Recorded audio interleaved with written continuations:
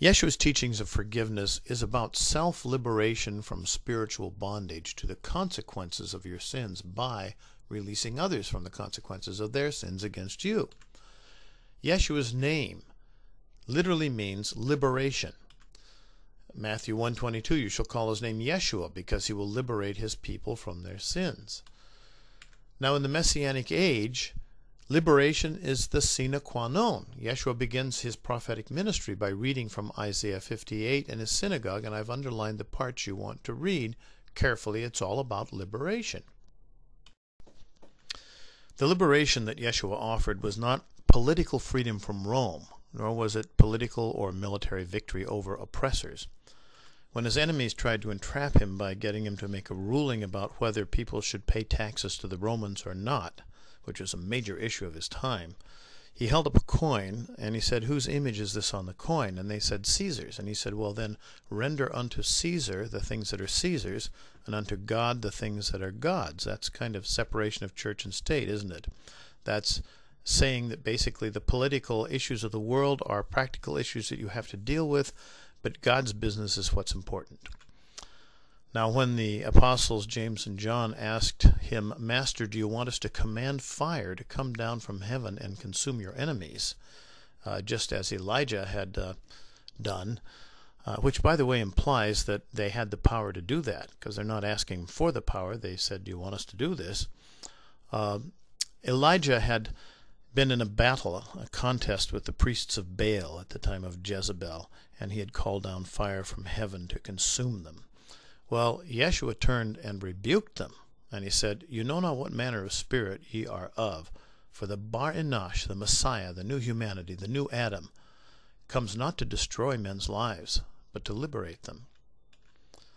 So rather, Yeshua offered spiritual liberation from sin, from Hub, and from Shaitan, the prince of this Olam, and from the self-created consequences of sin, and from the existential condition of God's seeming absence in this world.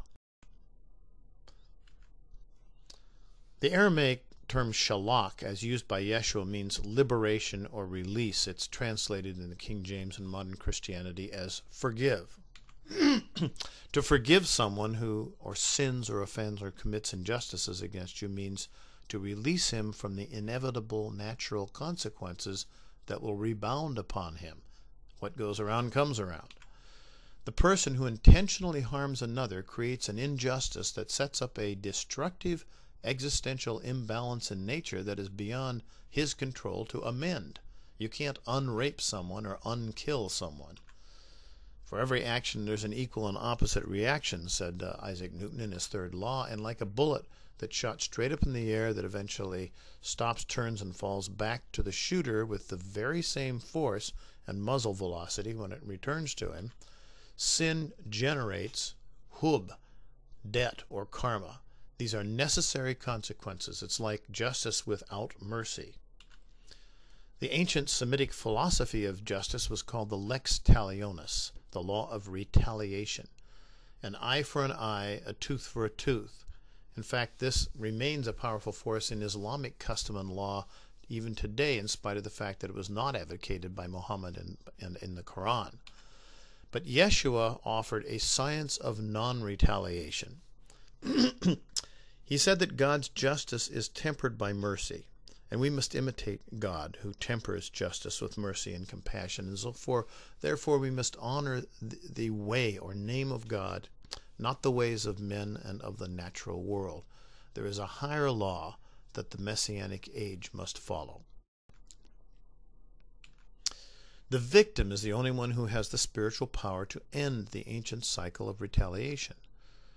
The spiritual prosecutor, Shaitan, asks the victim, "What shall be the punishment, and how shall it be rendered?" By the way, the Aramaic word translated as temptation means to test by smell, which is related to the science of intuition. If the victim says, "Get thee behind me, Satan, there shall be absolutely no retaliation from me," then the evil one has no authority to carry out the karmic retaliation, so to speak. But usually the victim's heart cries out for vengeance. However, if the victim sincerely prays to God, "Forgive them, Father, Mother, for they know not what they do," then Shaitan cannot act, and the cycle of karmic retaliation is put on hold, perhaps permanently. The bondage of sin is loosened for both the victim and the enemy. So by releasing an enemy from the natural consequences of his injustice against you, two people are liberated from sin, you and the enemy. Desire for vengeance becomes a self-destructive poison in the heart of a victim. But compassionate desire for the liberation of all beings from bondage to evil is healing. I like this little sign in a psychiatrist's office. Forgiveness is not something we do for other people. We do it for ourselves to get well and move on. That's very true.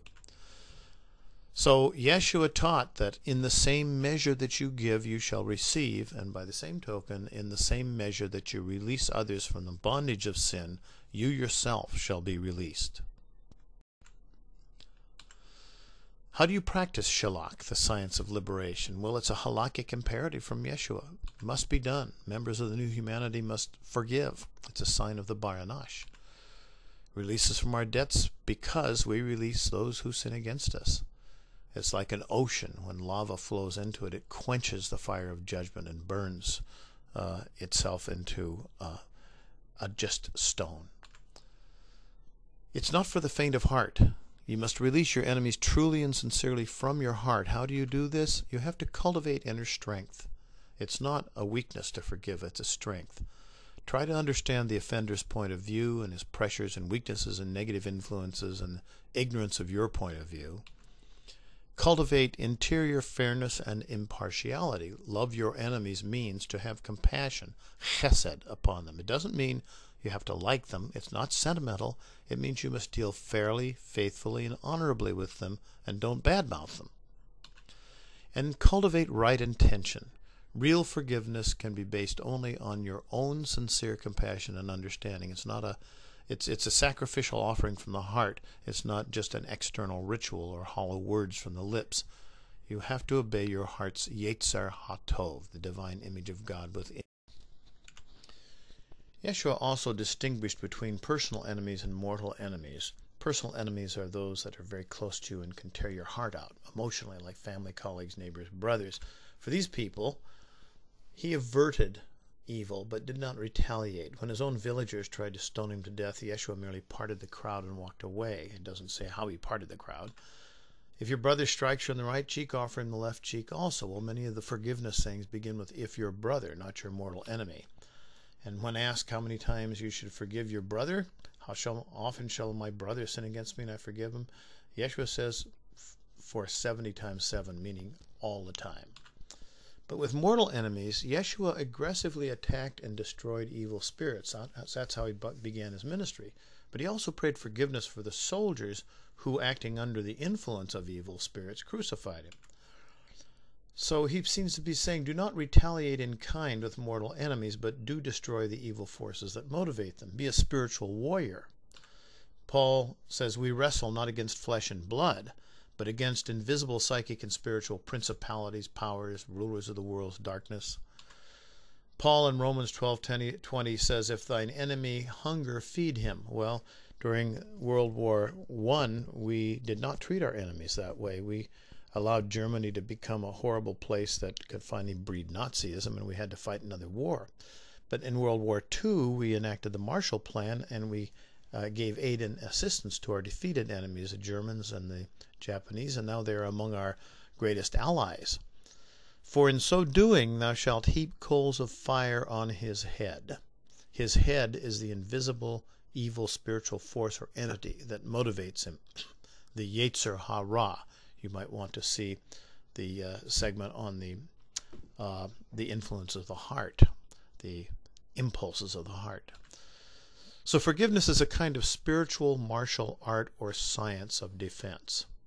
It's not a means of offense, but it does reflect an attack back upon invisible psychic attackers and dissolves them in a subtle, powerful, and all-consuming spiritual fire, what Paul refers to as coals.